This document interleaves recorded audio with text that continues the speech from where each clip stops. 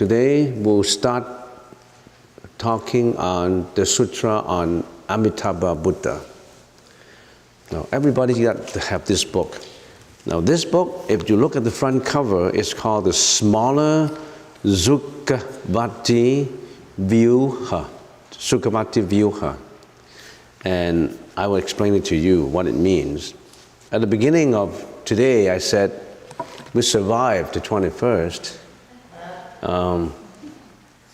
Some people predicted that December 21st was the last day for everybody. I thought about it yesterday and I said, if it really happened that we passed away yesterday, what would happen to us if we passed away yesterday? The Buddha said we have an afterlife. We have a life before, we have a present life, we have an afterlife. Actually, we have afterlives. We have a lot of lives after if we don't get out of the 6 paths of reincarnation. We always will be reincarnating life after life and life after life. And if we have to die, everybody has to.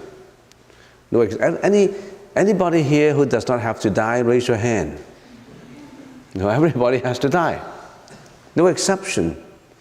Why don't we think about this after death situation? Do we have to think about it? I think we should think about it. What happened after we died? I can think of 2 possibilities. Of course, there's a lot of possibilities. It's just like when people ask me, is 21st the last day? I always say, no, we're going to survive. And he said, that's a smart answer. Why? Because if we die, who's going to testify that you're right or you're wrong? So if you say, we'll survive on the 21st, and if you're right, so we can talk about it, we say, oh, you're right, we didn't die. But if we died, nobody's going to testify you. So if after this life we have to die, then we want to make sure that we go to a place that is good for us. And 2,600 years ago, on one occasion, the Buddha mentioned a place, a location, a world that we can go after death.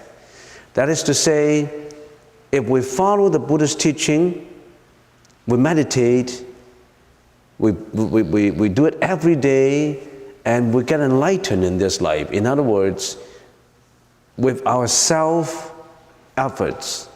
we reach nirvana. And after body, we shut off this body, then we don't go into reincarnation, we go to nirvana, a place where we achieve complete enlightenment, a place where we say, anuttara samya sambuddhi, or a place where no more suffering, no more pain for us. But we want to go there, we have to work at it. In other words, you have to use your self-efforts to work at it every day, purifying your karma, then you go to nirvana, then no more reincarnation. What happened to those that we tried our very best in this life? We don't succeed. We still have to go to reincarnation. The Buddha said, don't go into reincarnation, the 6 paths of reincarnation again. For all those who don't get enlightened, go to the Pure Land, the land of bliss. And one day the Buddha disclosed there's such a location, such a world that we can go, even though we haven't got enlightened in this world, we still can go to that world where no more reincarnation. And we call that the expedient means of the practice. The land where Amitabha Buddha was in there teaching all sentient beings who were living in there to attain enlightenment. In other words, in this world, we have a lot of teachers, a lot of gurus telling you about the Buddha's teaching, and you follow the Buddha's teaching, then you get enlightened. But for those who don't get enlightened, what happened? You want to go to that Pure Land, where Amitabha Buddha was there teaching you to become the Buddha. If I am teaching you to become the Buddha, your chance of success is slim. Because I'm not a Buddha. I'm like you. I'm not the Buddha yet. But if you have the Buddha teaching you to be the Buddha, your chance of success is extremely high. Your probability is probably about more than 90%. It's a matter of time. Because in that world, the principal is Amitabha Buddha. The assistant principal or the assistant professor is Avalokitesvara Bodhisattva. Another assistant professor is Mahapasmaprapta Bodhisattva. So there are two Bodhisattvas there. And there are also many, many arahats in there. There are many, many anagamins in there, sakridagamins in there. There are many saints in there who are your friends, who are your fellow students. So with them, in that university, your chance of retrogressing into the samsara world of suffering is extremely slim. So, how do we go there? We have to die anyway. So, why don't we plan on when we die, we don't roll into reincarnation again, no more suffering for us. And one day the Buddha disclosed this world, and in the sutra, it is called the smaller Sukhavati Vyuha. And I plan to talk on it, research on it with you, everybody, talk about it. The content of the sutra, or the concept, the main concept of going to the Pure Land, going to Amitabha's land, actually, it's quite analogous to, it's more or less similar to another religion going to heaven. There's another religion that say, oh, if we believe in God, and God would take us to heaven. Everybody wants to go to heaven. But the Buddha's sutra contains a lot of details about the how, the when, the where, the why. A lot of more details than just say, come to God's heaven. Not just going there, how to go there. You've got to have the map. You've got to have to pack up a knapsack, get all ready. Get the map, fill up your knapsack with all the food required to go on to your journey. How do we get there? So we need to know all these details. And all these details are here. Not just say, I want to go to heaven. Not enough. So then on second thought, I said, the Buddha's religion never discriminate any other religion, because they're going to heaven. It's just a matter of, have they got the map, but they've got the details. The intention is the same in this kind of approach. Of course, the Buddha's teaching contains a lot of approaches. One of the approaches is meditation. Another approach is Tantric Buddhism. Many, many approaches. And this, the Sukhavati Vyuha, or going to the land of bliss, is the approach, we call it the heavenly approach. We can call it the heavenly approach, which is quite similar to believing in God and going to heaven after death. But if you're always committing sin, can you say, when I die, I just say, God, forgive all my sins, and I can go there. Is it that easy? It's not that easy. You got to get prepared. You have to know the why, the when, the how. And it's all contained in here. It's all contained in the sutra. Now this sutra is called the smaller Sukhavati Vyuha, but this is one of the many translations. This name was translated by Max Muller. Max Muller was a Sanskrit expert, a German scholar who translated the Buddhist teaching from Sanskrit into English. So in other words, It's not translated from Chinese. You don't think that the Chinese monk went over to India, learned the Chinese, the Indian language, and then translated into Chinese, and then somebody translated it later. Somebody translated it from Chinese into English. No, it's just directly from Sanskrit. Max Muller found the Sanskrit script, the Sanskrit scripture in India, and he translated it directly from Sanskrit. What does that tell us? That tells us that it's not fictitious, it's a real sutra, a truthful sutra. Now today I just want to give an introduction. Maybe it takes about two lectures, two occasions. Maybe next session we'll do a little bit of introduction, because you should know about all these things before actually getting into the sutra. Let's deal with it in detail. We have more patience to deal with it in detail so that you understand it properly. Sukhavati Vyuha. What does Sukhavati Vyuha means? Sukhavati, if you are taking notes, you can take this down. Sukhavati is Vyuha, is a Sanskrit word. Sukhavati means realm of bliss, or the land of happiness. And Vyuha means magnificent display.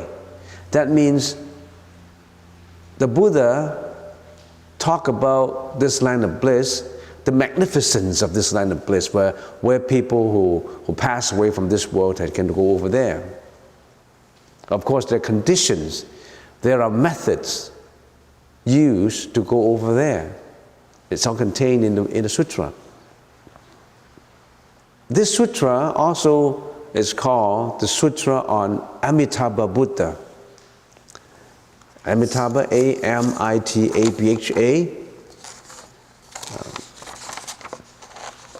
Muller prefers to use the name Sukhavati Vyuha to Amitabha, but many translators translated it into just Amitabha, the Sutra on Amitabha Buddha. So if you are using internet to search for information, you should search the Sutra on Amitabha Buddha. What's the meaning of Amitabha? Mitta, let's take a look at Mitta. Mitta means that can be measured or measurable. If you put A in front, it's immeasurable. It's immeasurable. So Amitta means immeasurable. Ba, B-H-A, ba means light. So this is the Buddha of immeasurable light. Amitabha means immeasurable light Buddha. It's also called Amitabha. Amitabha Buddha. Amita means immeasurable, right? Now A-M-I-T-A-Y-U-S. I think there's an S. Yeah, A-Y-U-S. Amitayus. Amitayus. So Amita is the same, immeasurable. What's the meaning of use? Y-U-S. It means life, immeasurable life. That means infinite life. So this Buddha it's also called the Buddha of infinite light, and also the Buddha of infinite lifetime, length of lifetime, longevity. It has two names. He has two names. Light stands for the essence of Tathagata. In other words, the essence of truth. Light symbolizes wisdom. The wisdom is immeasurable. It contains the truth in there. It contains the Anuttara Samya Sambuddhi. It contains the real mind, let's call it. There's so many names for the truth. So light means the wisdom part of it. Life, longevity, means the uses of it. The uses of it relates to the world. The wisdom of it relates to the truth. Because you use this body to practice Buddhism. Light signifies going beyond form. And life, longevity, signifies form. It's both. It's both. One coin has two sides. The wisdom side, the side that you can see, you can feel, you can touch, and the other side is the form. It's just like light. Light contains two things, the light itself and the bulb. Without a bulb, you cannot express the light. Without the light, the bulb is dead. So you actually, it's in one and two, two in one. So that's why this Buddha has two names. Let me remind you, this practice is very important, especially to senior people. Because if you're very young, maybe you have a lot of time to meditate, you have a lot of time to follow the Buddha's teaching. But if you are not very young, it's time to go to the Pure Land. It's time to go to that land of happiness. Don't stay around in here anymore. Not worth it. A lot of suffering in this world. Now, when you are there, you learn and you become the Buddha, you can come back. A lot of sentient beings vow, in their vow they say, when I die, I don't want to get into the samsara of reincarnation. I want to go to the land of happiness where I learned from Buddha Amitabha, and if I get into nirvana, then I come back as a Buddha, and then I start to help all others. In other words, I want to learn how to swim first before I can save all those people who are drowning.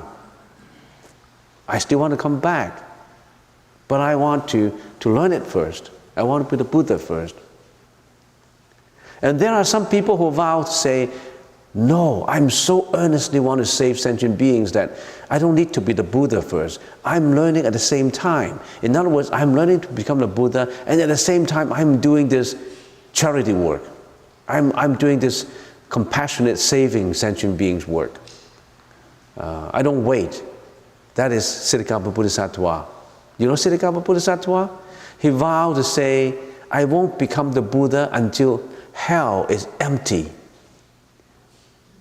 In other words, I don't want to go to the Pure Land now, for living in there and learn. I want to live with people who suffer. I want to be with them and learning at the same time.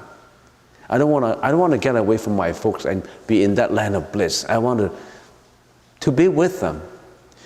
But not a lot of people have that kind of courage and energy. Some people say, no, I can't swim, how can I help? Let me learn how to swim. I will come back, but let me learn how to swim first. How can I save drowning people if I myself don't know how to swim? Who is right and who is wrong? It's your choice. You're always given a choice. It's great, you know, the Buddhist teaching is great. You're always given a choice. That's what we like in here in North America, striving for democracy. Which choice do you want? Don't say this one is better than the other. They're both good.